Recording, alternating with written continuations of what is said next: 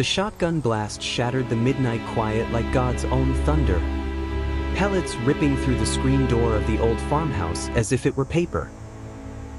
"Faggot, get out before I finish what the devil started." The words weren't screamed, they were spat, laced with the venom of a lifetime's buried shame. From the mouth of my own father. His face twisted under the porch light into something unrecognizable. A stranger wearing the skin of the man who'd taught me to bait a hook. I stumbled backward into the gravel driveway, blood warm on my lip from where his fist had landed earlier, the taste of Jake's kiss still fresh on my tongue. Stolen in the barn just hours before, now poisoned by the roar of betrayal echoing across the cornfields. 20 years later, as the election results flickered across the screen in the dim VFW hall, the crowd's murmurs swelled into a hush that felt like the world holding its breath. Everett Hayes, by a margin of 127 votes, the county clerk announced, her voice cracking like dry autumn leaves. And I stood there, suit jacket slung over one shoulder, feeling the ghost of that shotgun's echo in my bones. Not fear this time, but a fierce, aching triumph that tasted like redemption soaked in whiskey. The drive back into Willow Creek felt like threading a needle through the eye of a storm. I'd left this speck of a town in western Ohio 20 years ago with nothing but a duffel bag, a busted lip, and a heart cracked open like the parched earth after a drought. But at 42, I was rolling in behind the wheel of a leased Lincoln, the dashboard clock ticking past 4 p.m. On a sweltering August afternoon, the air conditioner blasting cold against the sweat beading on my neck. Billboards for the county fair and Jesus Saves flanked the highway, but it was the faded welcome sign, Willow Creek, where roots run deep, that twisted the knife. Roots. Mine had been yanked out like weeds, left to wither in the sun. I pulled into the gravel lot of the Willow Creek Diner, the same joint where Jake and I had shared our first milkshakes, his knee brushing mine under the Formica table, electric as a live wire. The bell above the door jingled like a mocking laugh as I stepped inside, the scent of frying bacon and burnt coffee wrapping around me like an old enemy pretending to be a friend. Heads turned slowly, deliberately, and the chatter died. Old man Hargrove at the counter froze mid-sip, his coffee mug hovering like he'd seen a ghost. Which, in a way, he had. "Everett Hayes," he rasped, setting the mug down with a clink that echoed too loud. "Heard you were runnin' for mayor. Ballsy. Comin' to back after." You know. I forced a smile. The kind I'd practiced in front of mirrors in high-rise boardrooms in Chicago, where deals were sealed with handshakes and not shotguns. "Hargrove. Still poisoning your arteries one patty at a time." I slid onto a stool, the vinyl creaking under me, and ordered black coffee from Marlene, the waitress who'd been here since Eisenhower. Her eyes flicked to my left hand, no ring, never had been, and back up, a flicker of something like pity crossing her lined face. The town hadn't changed much. Same peeling paint on the clabbered storefronts lining Main Street. Same rusted pickup trucks parked nosin' like they were daring the world to move them. Willow Creek was the kind of place where Sundays meant church and secrets meant survival, where the Ohio River rolled lazy and brown just beyond the levee, carrying away the sins no one dared name.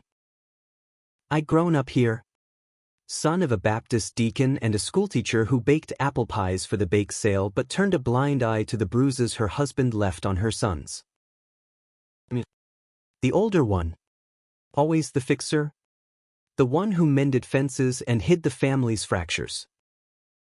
Until I couldn't hide anymore. That night 20 years ago replayed in fragments as I sipped the bitter brew. Steam curling up like smoke signals from a battlefield. Jake Whittaker. Even his name still hit like a gut punch. We'd been inseparable since Little League. Him the golden boy with the quarterback arm and easy grin. Me the quiet one with the knack for drawing maps of constellations on notebook paper. High school blurred into stolen moments, hands brushing in the chem lab. Notes passed in the bleachers. That first kiss in the hayloft when the world narrowed to the salt of his skin and the thunder of my pulse. "This is us, Ev," he'd whispered, his breath hot against my neck. Ain't nothing gonna change it, but everything did. It started with whispers, Tommy Ellis catching us behind the bleachers after prom. His sneer twisting into gospel-fueled rage. By senior year, the rumors festered like an open wound. My dad, Reverend Elias Hayes, preached fire and brimstone from the pulpit about abominations. But at home, his sermons turned to fists when the bottle was empty. Jake's family, the Whittakers, owned half the farmland this side of the river. They couldn't afford scandal. So when Tommy's dad confronted Jake at the diner one muggy June evening, demanding he set things straight, Jake cracked. Not with truth, but with denial. "It ain't like that, Mr. Ellis. Everett's just confused. I ain't no queer." The words had landed like buckshot in my chest when I overheard them later that night, crouched in the shadows of the Whittaker barn. Jake's voice, steady and sure, slicing me deeper than any blade. Confused. The betrayal burned hotter than the shame. And I ran straight into my father's rage when I got home reeking of tears and hay. The shotgun was meant to scare, he swore later in court, but the pellets grazed my arm, drawing blood that stained the gravel red. "You're dead to me," he bellowed as the sheriff's cruiser lights flashed blue across the yard. "Get out and don't come back. You filthy sinner." I didn't.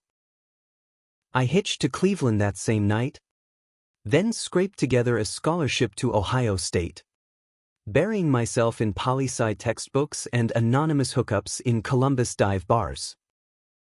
Chicago came next, law school on loans, clerking for a civil rights firm, climbing the ladder in City Hall until I was deputy commissioner for community affairs, fighting for the invisible ones, immigrants, the unhoused, kids like I'd been, hiding in plain sight. Success tasted like ash without someone to share it, but it armored me.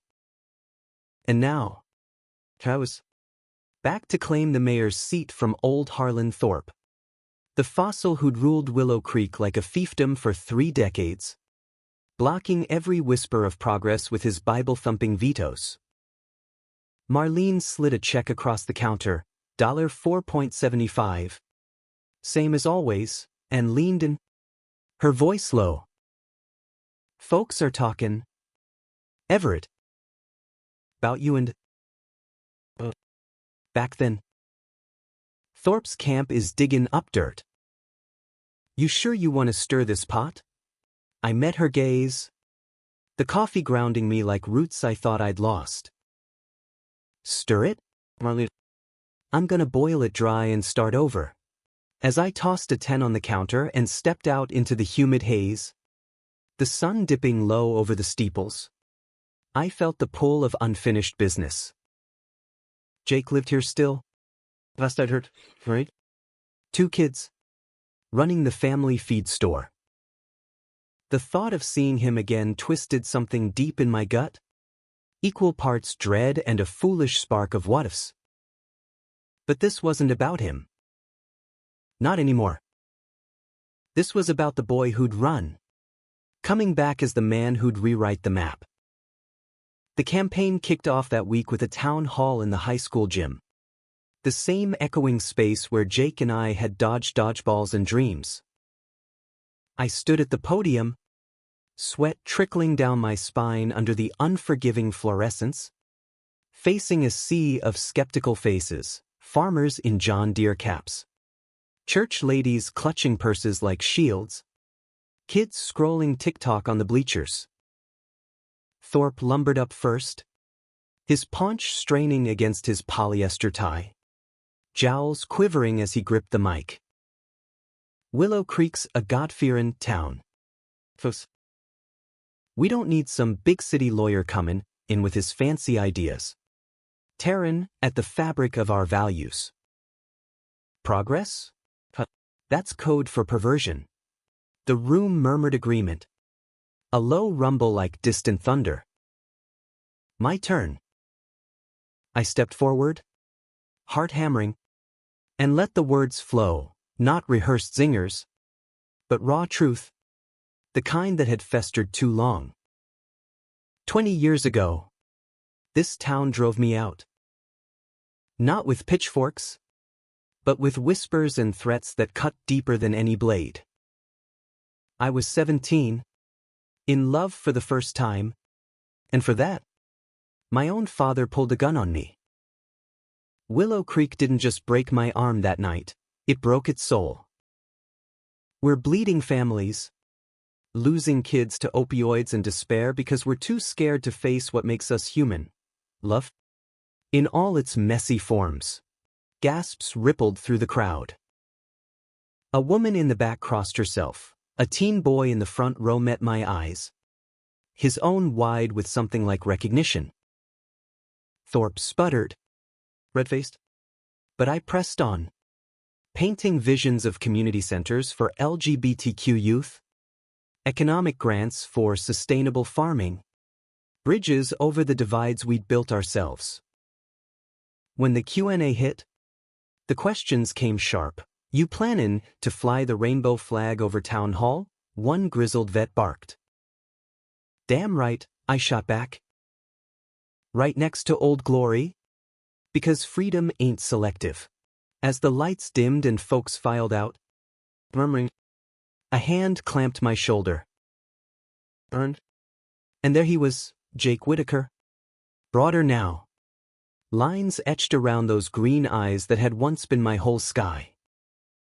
His flannel shirt smelled of earth and motor oil. Wedding band glinting like a warning. He said, voice rough as gravel. Didn't think you'd really come back. I swallowed the lump in my throat, the years collapsing into that one syllable. Me neither. But some debts need collecting. His gaze dropped, shame flickering there, and for a heartbeat, the gym faded, the ghosts of who we'd been dancing in the shadows. Then he nodded, slow, and walked away, leaving me with the echo of a door that had slammed shut long ago. But cracks let light in, and as I drove to the motel that night, the river whispering secrets to the stars, I wondered if forgiveness was just another word for surrender. The weeks blurred into a frenzy of handshakes and stump speeches, the air thick with the scent of cut hay and impending rain. Thorpe's attacks escalated, flyers in mailboxes decrying my deviant agenda, sermons from pulpits twisting my past into Sodom's cautionary tale. My father's old church, now pastored by a younger firebrand named Reverend Klein, even held a prayer vigil against the prodigal's return. I laughed it off in interviews with the local rag, the Willow Creek Gazette. But alone in my room at the Creekside Inn, the walls closing in with their faded wallpaper of cornstalks, the doubt crept like fog off the river. One evening, after a brutal door-to-door in the trailer park south of town, where meth scars and eviction notices were the real epidemics, I collapsed onto the sagging mattress, phone buzzing with a text from my campaign manager. A no-nonsense black woman I'd poached from Chicago City Hall. Polls tightening. Thorpe's got the evangelicals locked. You need to humanize the shit. Everett. Tell your story, all of it. I stared at the ceiling. Cracks spiderwebbing like veins. And typed back, already did. What's left? What was left was Jake. The next morning, I found myself at Whitaker Feed and Supply. The bell tinkling as I pushed through the door. Shelves stacked with bags of grain and rusted tools that time forgot. He was behind the counter, tallying receipts, his back to me until he turned, surprise etching his features. Need something for the farm you don't own. Wit and charm. Maybe. But I'll settle for coffee. I leaned on the counter, the wood scarred from years of elbows and arguments. He poured 2 mugs from a pot that looked older than us, sliding one over without cream or sugar, just how I liked it. We sipped in silence at first, the hum of the ancient fridge filling the space, until he broke it. Saw your speech at the gym. To guts. Folks are divided. Divided's better than dormant. This town's been sleepwalking into oblivion. I set the mug down, the ceramic clinking like a confession. You gonna vote for me? Or is that ring on your finger a Thorpe ballot? He winced, rubbing the band like it burned. Married Sarah Ellis 6 years after you left. Tommy's sister. Small world. Kids are good, boys 8. Girls 5. Keeps me busy. Though those eyes searched mine, hungry for the absolution neither of us had words for. I was a kid. Scared shitless. Dad would have disowned me. Same as yours. I thought then it would make it go away. It didn't. The words hung heavy, laced with the ache I'd nursed through bar fights and boardrooms. You chose them over us. Over me. He reached across the counter then, his calloused hand covering mine, rough and warm. And for a split second, the store dissolved, the ledger forgotten, the world outside a distant hum. His thumb traced my knuckle, a ghost of touches passed, and I felt the pull, that old gravity threatening to drag me under. I'm sorry, he murmured, voice cracking. Every damn day. But apologies are cheap in small towns. And as a customer pulled up outside, honking impatiently, he pulled back, the moment shattering like cheap glass. I left with a bag of birdseed I didn't need, the weight of it nothing compared to the stone in my chest. That night, rain lashed the motel windows, thunder rumbling like unresolved fury, and I lay awake, tracing the scar on my arm, wondering if love was the wound or the salve. The scandal broke on a Tuesday, 2 weeks before Election Day. Splashed across the Gazette's front page like bile, mayoral hopefuls' dark past, Hayes linked to immoral acts in teen scandal. They dug it up, court records from my father's plea deal. Tommy Ellis's affidavit swearing he'd witnessed unnatural behavior between me and Jake. Thorpe's fingerprints were all over it. His campaign manager a cousin to the editor. By noon, my phone was a war zone, voicemails from donors pulling support, texts from Lena screaming, damage control now, and one from an unknown number, we need to talk. G. I met him at the river's edge, where the willow trees dipped their branches like mourners at a grave. The water churned brown and restless, carrying fallen leaves downstream as we sat on the levee, knees almost touching. Jake's face was gaunt under the overcast sky, shadows pooling in the hollows of his cheeks. Thorpe came to the store yesterday, he said, skipping stones across the surface, each plink a punctuation to his guilt. Threatened to tell Sarah everything if I didn't back him. Said it'd ruin the family business. And my voice was steel.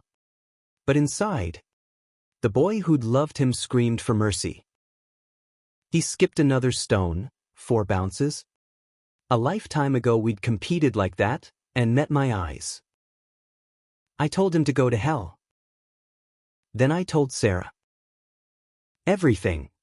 The words landed soft as rain. But they flooded me, the denial, the kisses. The night he chose silence over solidarity. Her reaction? The slammed door. Suitcases packed by dawn. She's staying with her folks. Kids are confused as shit.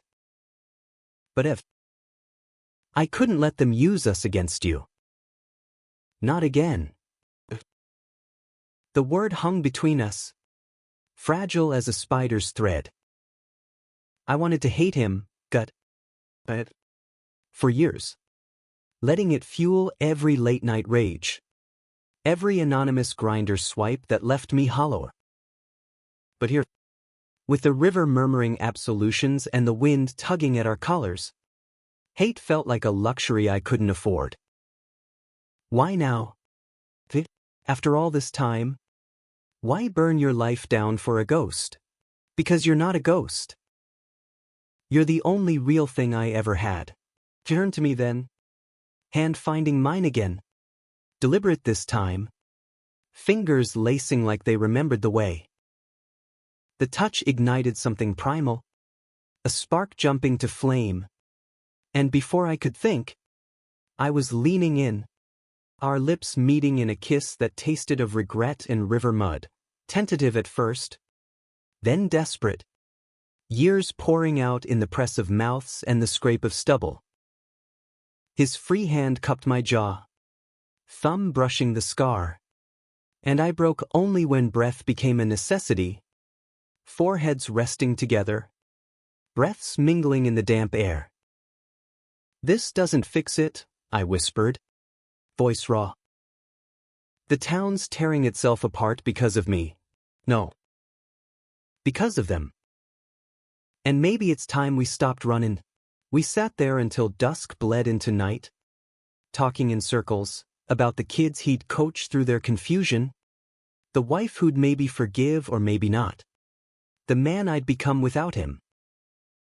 It wasn't romance reborn, it was reckoning. 2 fractured halves eyeing the possibility of whole. When he walked me to my car, his goodbye lingered. A promise unspoken, wait for the dust to settle. But dust doesn't settle in Willow Creek, it swirls. The next day, Thorpe escalated, calling an emergency town meeting at the Baptist church, my father's old haunt. Now a fortress of faded pews and stained glass saints judging from on high. I showed up anyway.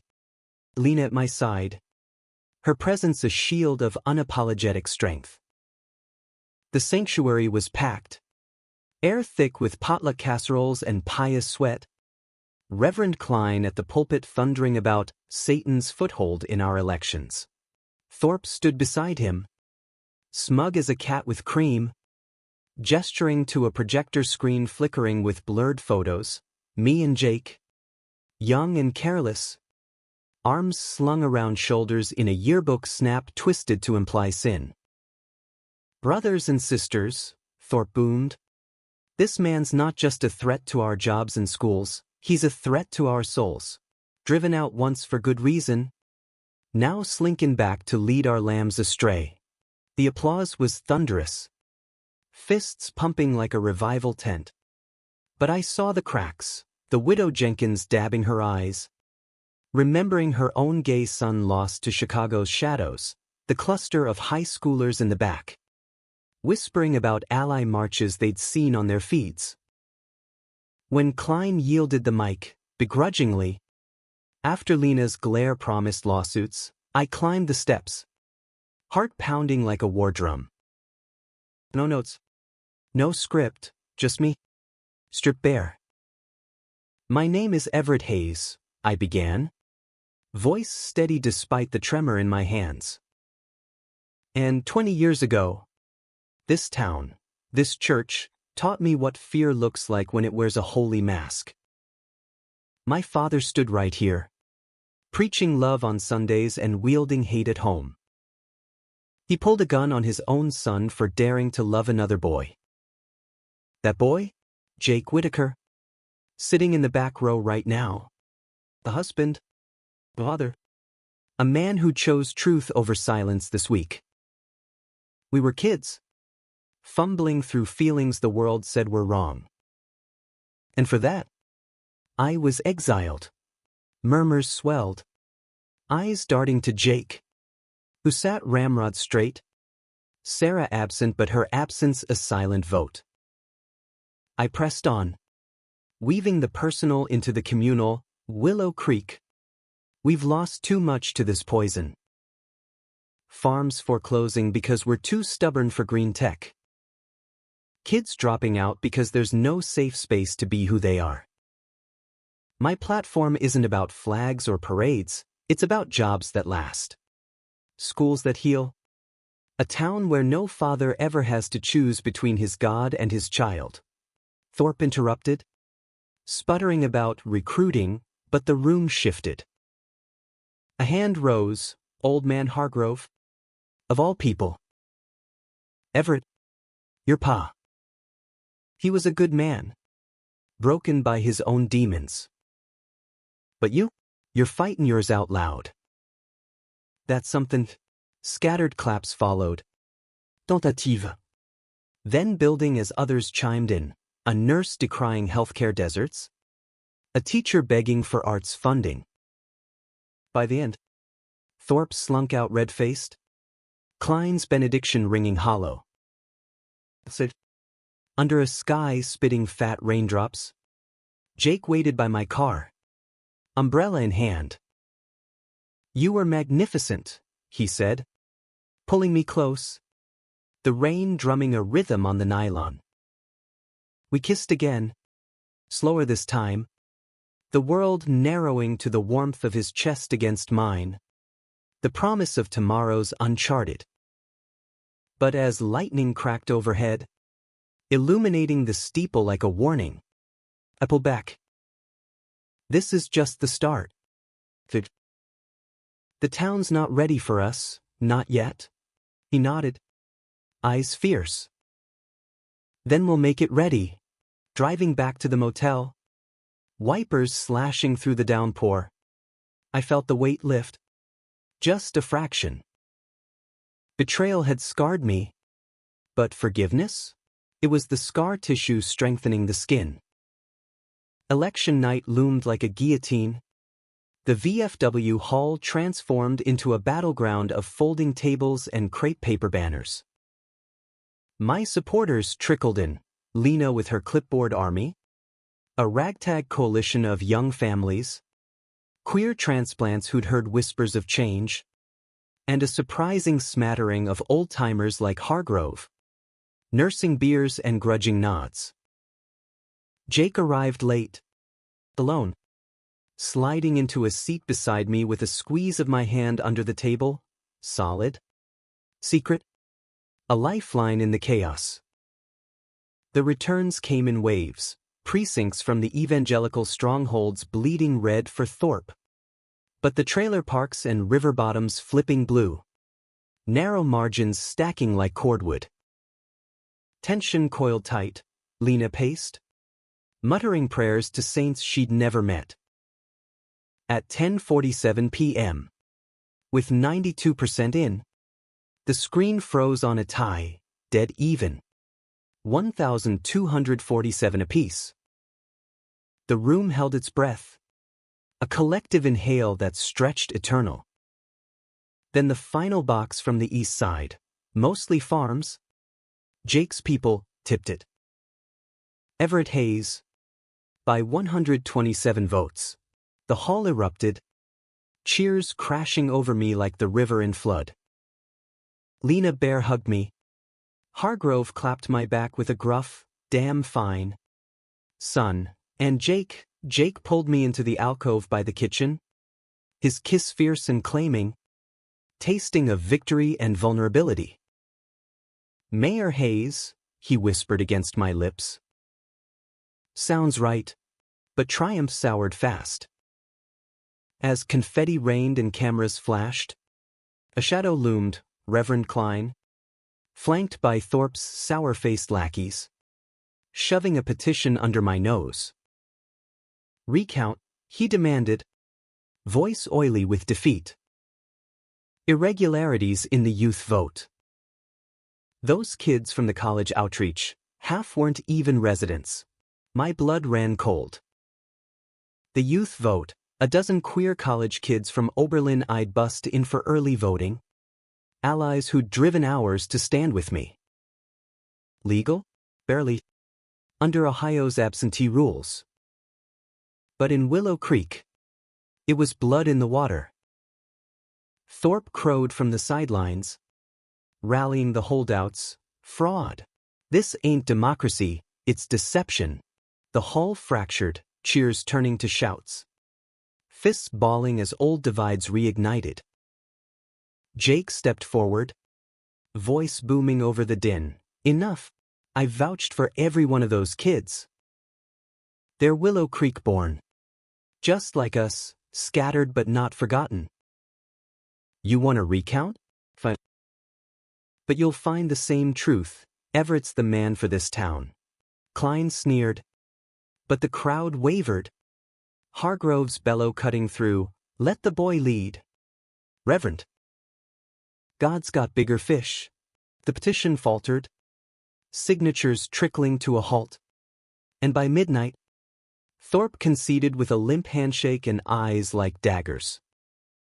As the last stragglers filed out, Jake and I lingered in the empty hall, the air heavy with spilled punch and spent adrenaline. He traced my tie, loosening it with fingers that trembled just a bit. What now, Mr. Mayor? I pulled him close, the echo of our younger selves in the way his head fit my shoulder. Now, we build. This broken, beautiful place. His laugh rumbled low. And in that moment, under the fluorescent hum, I saw it, a future not perfect, but possible. Scars and all. Inauguration Day dawned crisp and golden. January's bite softened by a rare Ohio sun that gilded the frost on the town hall steps. I stood on the dais, right hand on a Bible, irony thick as the crowd's wool coats, swearing oaths to uphold the Constitution, not the condemnations of my past. Jake was there in the front row, Sarah beside him, her presence a fragile truce forged in family counseling and hard talks over kitchen tables. Their kids flanked her, the boy staring up at me with wide-eyed curiosity, the girl clutching a sign, Mayor Evrox. No mention of the man who'd upended their world. But in her gap-toothed grin, I saw echoes of Jake's mischief, and it mended something jagged in me. The speech poured out unscripted, a tapestry of promises woven with the threads of our shared wounds. Willow Creek, we've whispered our hurts too long. Today, we speak them into strength. A community center by summer's end, safe harbor for every kid chasing stars, no matter who they love. Grants for solar on the farms, jobs that root us here instead of chasing us away. And pride flags? They'll fly. Not as provocation, but as proclamation. Here, we are all seen. Applause thundered, mixed now with genuine huzzas from faces I'd once feared. Hargrove whooping loudest, Marlene wiping tears into her apron. Even Klein nodded from the sidelines. His scowl softened to skepticism. Thorpe lurked in the back, a bitter specter, but his arrow was dust. As I stepped down, Jake met me at the base, pulling me into a hug that lingered just past propriety, his whisper hot against my ear. Proud of you. Always was. The first months blurred into a whirlwind of ribbon cuttings and red tape. The community center broke ground on a plot by the river. Donated by the Whitakers, Jake's gesture. Quiet and seismic. Sarah thawed slowly. Coffee at the diner turned to playdates where the kids called me Uncle Ev, their innocence a balm on old burns. Jake and I carved out stolen hours, dinners at his farm after the kids' bedtime, walks along the levee where confessions flowed freer than the current. Sarah knows, he admitted one twilight. Our boots crunching frost-kissed grass. About us. She said. It's history. But healing starts with honesty. And you, Beth? Stopping to face him. The setting sun painting his face in hues of amber and ache. I'm yours. If you'll have the mess of me. The kiss that followed was a vow. Deep and deliberate. Sealing cracks I'd thought permanent. But love in a fishbowl town isn't fairy tale, it's negotiation. Compromise wrapped in compromise. Sarah's forgiveness came with boundaries, no overnights. Discretion in public, and I honored them. Because this wasn't just about us anymore. It was the town. Trouble brewed. As it does in thawing soil. The center's groundbreaking drew protesters, Klein's flock. Signs waving God hates sinners like flags of a lost crusade. One evening, as bulldozers hummed and volunteers planted saplings, a rock shattered a window of the temp trailer. Faggot mayor scrawled in red spray paint across the door. Sheriff Ruiz called it vandalism, but the whispers pointed to Tommy Ellis, now a deputy with a grudge as old as his sister's marriage. I faced the council that week, voice level as I laid out security upgrades, cameras, community patrols, a zero-tolerance ordinance on hate crimes. Thorpe's allies balked, coddling criminals, but Lena, now my chief of staff, shut them down with stats on rising youth suicides in rural red states. Jake testified too, standing tall in his Sunday best. This town's my home. Everett's making it better for my boy, who asked me last week why some folks hate, 'cause of who you love. We owe our kids more than fear. The vote passed 5-4. Hargrove's tiebreaker a gruff, for the young'uns. Victory tasted sweeter shared. That night, Jake snuck over after a late council session. The farm truck idling in my driveway like a guilty secret.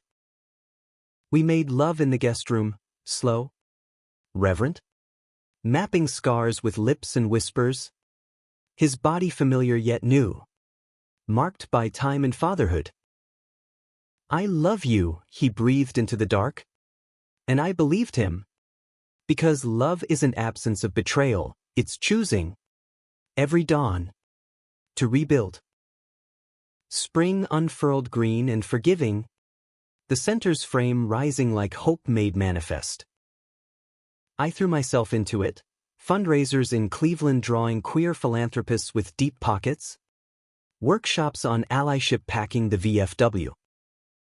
One Saturday, a group of teens from the outreach cornered me by the construction site. The ringleader, a lanky kid named Riley with blue-streaked hair and eyes that mirrored my 17-year-old terror. Mayor Hayes? You're like us, right?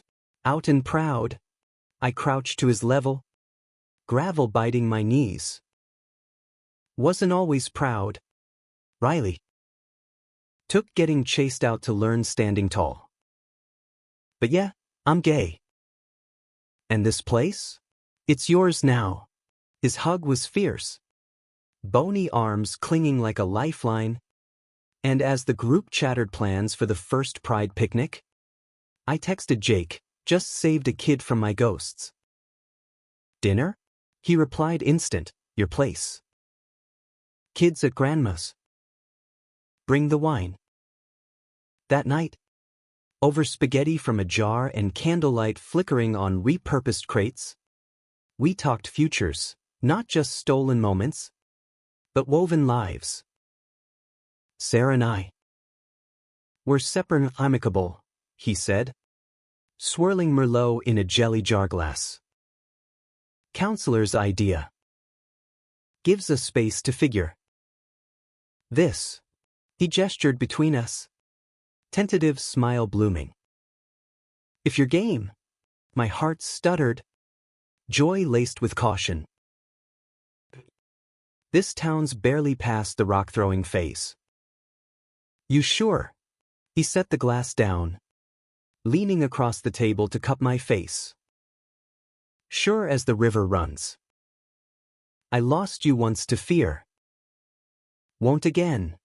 The kiss deepened, wine-tinged and tender, leading us upstairs where the bed creaked under rediscovery, his laugh muffled in my neck, my fingers tracing the map of his spine. Afterward, tangled in sheets that smelled of fresh laundry and possibility, he murmured dreams, co-parenting weekends, joint BBQs where Sarah brought pie and we all pretended normalcy. It wasn't perfect, but perfection's a lie. This was real. Redemptive.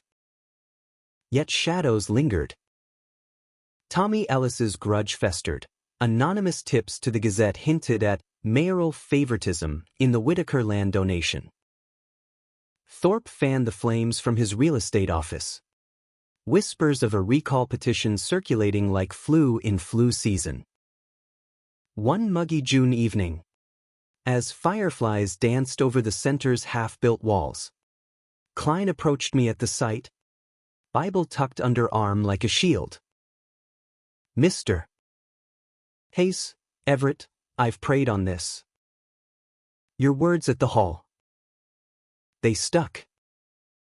My nephew is like you. Struggling. This center could save him. I shook his hand. Calluses meeting calluses. Salvation's not mine to dole. But the door's open. Bring him by.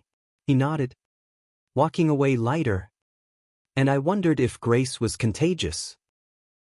That hope buoyed me through July's heat wave. But August cracked it open.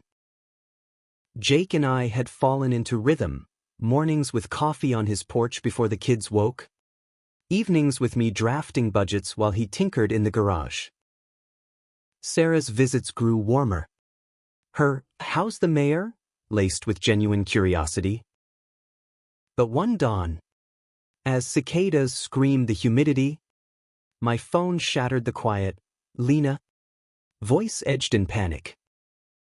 Everett, get to the center. Now.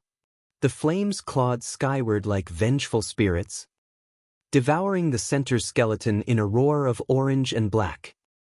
Acrid smoke billowing over the river like a funeral pyre. Fire trucks wailed from 3 counties. Hoses snaking futile across the levee. But it was too late. The roof caved with a groan that echoed my father's shotgun blast. Sparks swirling into the pre-dawn gray. Arson? The fire chief confirmed as the sun rose bloody over the ashes. Accelerant traces. A discarded Zippo etched with Tommy Ellis's initials. Bold as brass. The town reeled. Sirens faded to stunned silence. Volunteers sifting rubble for salvageable beams. Faces streaked with soot and sorrow. Jake arrived first, pulling me from the chaos into his arms, his shirt already gray with ash. Jesus. You're shaking. I was rage and grief warring in my veins. The dream reduced to char. This is what they do when words fail, I choked out. Burn it down. Sheriff Ruiz hauled Tommy in by noon. His denials crumbling under the Zippo's fingerprints and a witness spotting his truck idling nearby. But the damage ran deeper. Thorpe seized the narrative at a presser outside his office, microphones thrusting like spears. Tragic? Yes, but what do you expect when you poke the bear of tradition? This center was a powder keg, now it's ash. Time for saner heads. Client, to his credit, denounced the violence from his pulpit that Sunday. Voice quavering, "Vengeance is the Lord's. Not some fool deputies. We rebuild, not with hate, but with hands joined." Sarah organized a bake sale for funds. Her pies selling out in hours. Hargrove donated lumber from his mill. Even Thorpe's crowd chipped in grudgingly. Checks written with footnotes disclaiming moral support. But the real battle was internal. That night, in the wreckage's shadow, Jake and I sat on the tailgate of his truck. Beers sweating in our fists. The river lapping indifferent at the bank. "This why you ran before?" he asked. Voice low. "Fear it'd always end in fire?" I nodded. The admission bitter as smoke. "Thought I'd armored up in Chicago. But here, it's like picking at the scab." He set his beer down, turning to me with eyes fierce as the blaze. "Then let it scar proper. We're not boys anymore. We've got the town behind us, mostly. And me? I'm all in." Divorce papers filed last week. "Sarah's okay, we're co-parenting pros now." The words landed soft. A lifeline tossed across the chasm. "All in," I echoed, pulling him close. Our kiss tasting of ash and ale, urgent with the fragility of it all. We made love there under the stars. Truck cab a cocoon against the night's chill, desperate. Devotional. His body arching under mine like a bowstring released. "I love you," I gasped into his neck. And he clung tighter, whispering back the same. Our rhythms sinking like the river's pulse. Rebuilding started Monday. Insurance checks cleared faster than expected. Lena's legal wizardry at work, and donors flooded in. National LGBTQ orgs. A GoFundMe hitting 6 figures overnight. Groundbreaking too, bigger, bolder, drew hundreds. Rainbow hard hats gleaming under a September sun. Riley emceed. His speech a mic drop on resilience. They tried to burn our safe space. We lit a bonfire instead. Tommy pled guilty to arson and hate crime enhancements. Sentenced to 5 years, his badge stripped, his grudge buried in appeals. Thorpe's recall fizzled. Donors fleeing his toxicity, he retired to Florida. Muttering about woke winters. Klein's nephew volunteered at the center. His coming out story, the first mural on the wall, vibrant, unapologetic. By December, the center hummed. Yoga classes for farmers' wives, coding clubs for teens, NA meetings under the same roof. Jake moved in with me that fall. His farm sold to a co-op. Our home a fixer-upper Victorian on Elm Street. Creaky floors and all. Holidays blended families. Sarah's lax at Christmas. My Chicago crew for New Year's. The kids dubbing us the weird uncles, with giggles that healed deeper than sermons. One solstice eve, as snow dusted the town like forgiveness, Jake and I walked the levee, mittened hands linked, the center's lights twinkling across the water. 20 years, he mused, breath fogging the air. From shotgun to this. You think your dad? Would have hated it, I finished. But softer. Or maybe not. People change. Elias Hayes had died 3 years back. Liver failure from the bottle, I'd skipped the funeral. But now, standing here, I whispered a late goodbye to the wind. Betrayal's echo faded, replaced by the steady thrum of now. We paused at our spot. The willows bear sentinels. And he dropped to one knee, clumsy, grinning, a simple band glinting in his palm.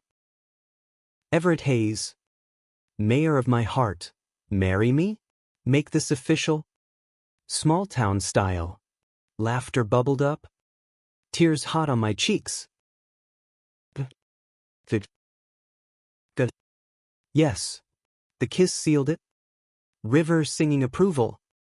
And as we walked home arm in arm, Willow Creek stretched before us, not perfect, but ours, a town reborn from ashes. Love the unquenchable flame. In America's heartland, where roots run deep and scars run deeper, we'd planted something enduring. Human, after all.